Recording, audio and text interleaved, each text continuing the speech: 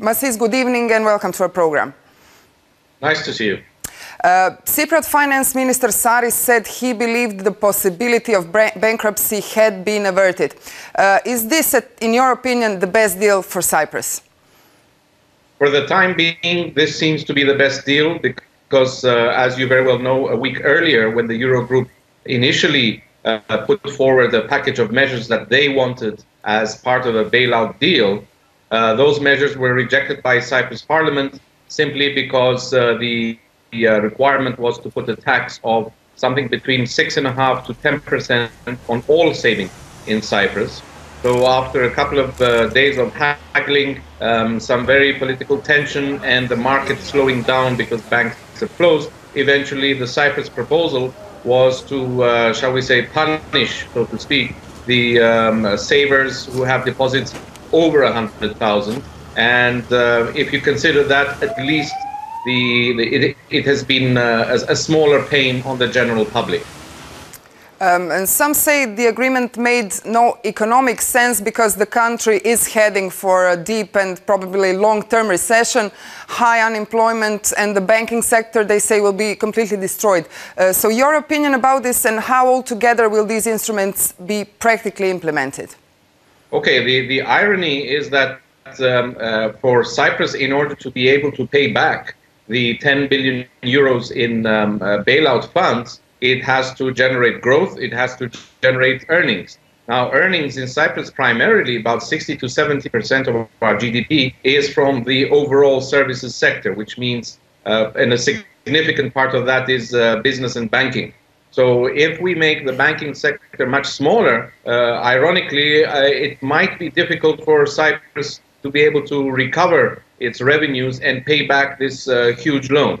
However, on the other hand, it's the small size of the economy that can make it much more flexible because Cyprus also has an important shipping sector and it also has third country trade, import-export towards Asia and the Middle East. We know that Laiki Bank deposit holders with more than 100,000 euros will face big losses with this deal. Most of them are Russians.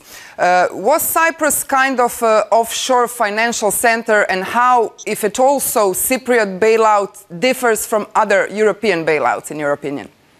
Well, Cyprus was very attractive over the past 30 years because very briefly after the Turkish invasion in 1974, our primary economy was based on agriculture and tourism, which was destroyed because of the war. So we had to overcome very quickly, and the most important was the financial services and services in general, including legal, accounting, etc. Now, what happened with the EU accession was the competitive rate that Cyprus used to offer of around about 4% for what used to be called offshore companies. They had to be elevated to the same level as all Cyprus companies. And being at about 10%, that was still very attractive for foreigners in general, not just Russians, but also from the European Union. And I think that is what the Germans have been upset about. Primarily because of Russian money ending up in Cyprus, but it's not that much, but also because Germany has been losing a lot of its own taxes to German companies that prefer to pay 10% in Cyprus as opposed to 30% in Germany. We heard that Cypriot people are angry, and even though all deposits under 100,000 euros will be, as it was said in the agreement, fully guaranteed, they will eventually get poorer as a result of this bailout. The deal comes at a heavy price for citizens of Cyprus. What are the reactions there? Okay, coming back to your earlier question, yes, we are in recession. We're now in the 6th quarter of recession, so we're in deep recession. We don't see coming out of recession until halfway through 2014.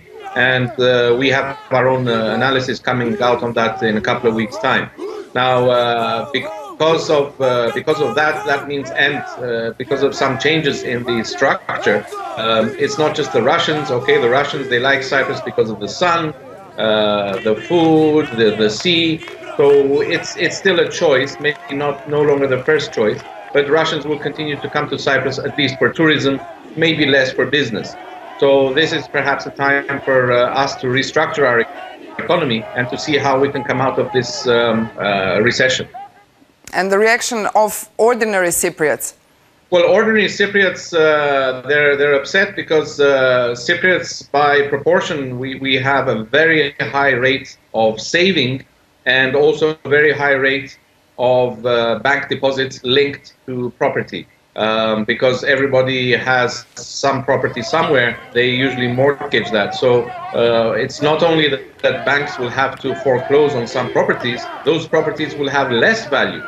So if the property has less of a value, then that means that it will be even more difficult for you to pay back your mortgage. People on the street are upset because the slowdown, the recession, and the recession is related to the economic crisis, the reasons behind it as well. So that is why we have growing unemployment. It's around about 15% now, as opposed to 7% 3 years ago. Among young people, where we have a highly educated youth, it's shot up to 25%. So people are upset. They're feeling it almost at every household. Now, only the ones who had savings in Laiki, they will be primarily affected. But it's also a chain effect. It's a chain reaction that also trickles down to other members of the family. So how much of this anger we heard these days from the streets of Nikozia and other towns are kind of focused on EU, focused on Troika? Well, it's partly focused on Troika because very near us we have seen that Troika have almost decimated the economies of Greece, Portugal and Spain. And Italy is not far behind. So there is this, shall we say, brotherly alliance of member states in the Mediterranean who have equal suffering. However, each economy is very different. So people here are also looking not so much in a violent way against Troika, as much as, why didn't we listen to them a long time ago? The IMF had been telling us for quite some time that our public sector, meaning the government, is much, much too big. And that is why the rating agencies such as Moody's, Fitch, Standard & Poor's have been warning us all these years that the reason that we keep on downgrading Cyprus banks is because of the huge size of the Cyprus government, and because of that budget, Cyprus can no longer afford to bail out the bank sector on its own. Masis, thank you so much for being our guest tonight. Thank you. Thank you, Ivan.